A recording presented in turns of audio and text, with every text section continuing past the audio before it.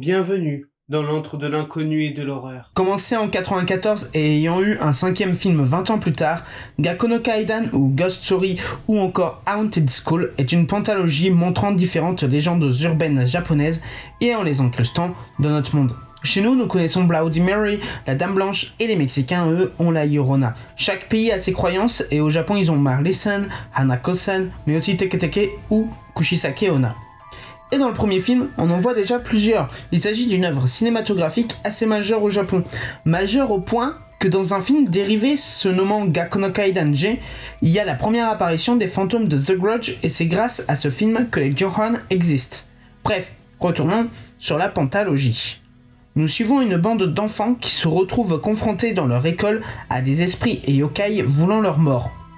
Les films me font beaucoup penser aux Goonies ou à Monster Squad pour le côté enfant en manque d'aventure qui vivent une épopée trop compliquée pour eux. Mais qu'ai-je pensé de ces films? La trilogie, je l'ai beaucoup aimé, mais les suites un peu moins. Mon film préféré de la saga est le 3e, grâce au Noperabu et surtout grâce à Rexu. Oui, je suis un enfant des années 2000.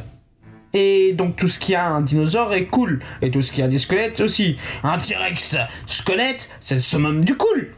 Donc j'ai nommé le T-Rex Rexu, car il est beau. Et les Noperabu, j'ai trouvé leur utilisation assez pertinente et bien angoissante. Voir ce que l'on connaît sans visage et essayer de retirer le nôtre doit être assez angoissant. La saga est plutôt intéressante dans sa manière de traiter des légendes et arrive à en faire quelque chose de pertinent. La saga s'inspire du roman éponyme de Toru Tsunemitsu, écrit au début des années 90. Tout ça car le professeur s'est rendu compte que beaucoup de légendes urbaines prenaient place dans des écoles. En 2000, nous avons aussi eu le droit à un animé du même nom. Et pour l'anecdote, il y a même un film érotique se nommant Gakko no Hidan. Bref, retournons au film. Un truc m'a beaucoup étonné et il s'agit de la ridiculation de Teke-Teke. Pour moi, Teke-Teke était une légende assez connue au même titre que Hanako ou encore Kushisake-onna. Mais non, il s'agit juste d'une légende urbaine parmi tant d'autres, d'où son aspect ridicule et grotesque dans la saga. Avec donc les légendes urbaines, on peut y retrouver les yokai comme Noperabu, mais aussi le Jimenken qui est un chien avec une tête humaine. Cela permet de mélanger le traditionnel à l'ancien car il faut savoir que la plupart des yokai apparaissent pour la première fois à l'époque Edo, donc 1603-1868.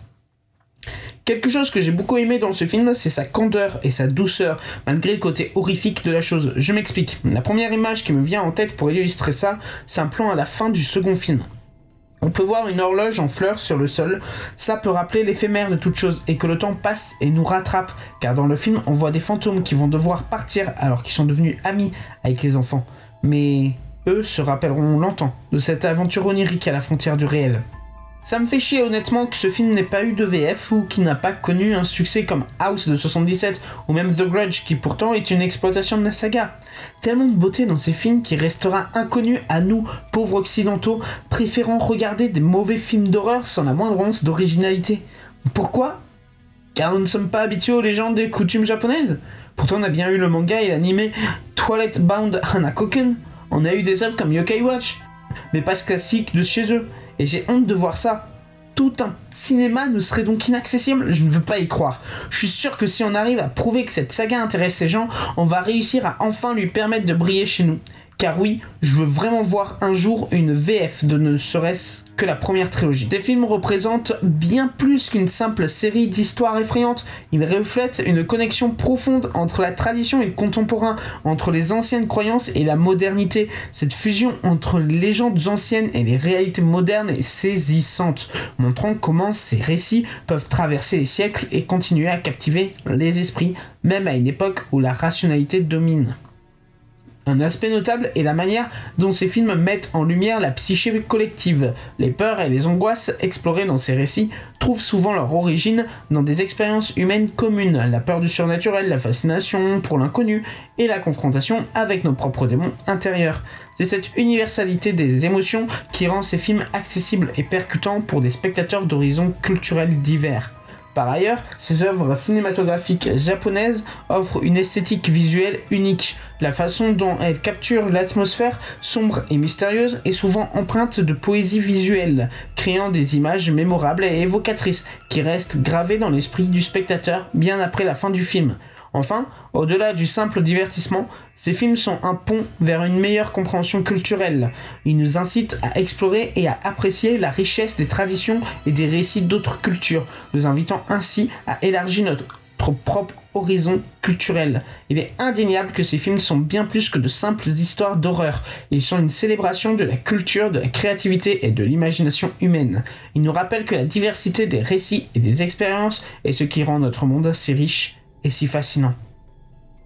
Bref, je ferme cette parenthèse, j'aimerais conclure. J'aimerais conclure en disant que j'ai adoré la trilogie. Et surtout, grâce à cette œuvre, j'ai appris et découvert une culture qui n'est pas la mienne. J'ai appris un nouveau cinéma différent des normes auxquelles j'ai été habitué et ça m'a fait du bien.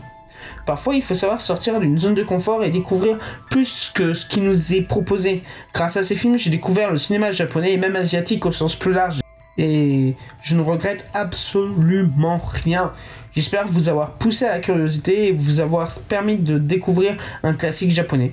Sur ce, je retourne dans mon antre, tenter de découvrir de nouvelles œuvres. À bientôt pour de prochaines vidéos.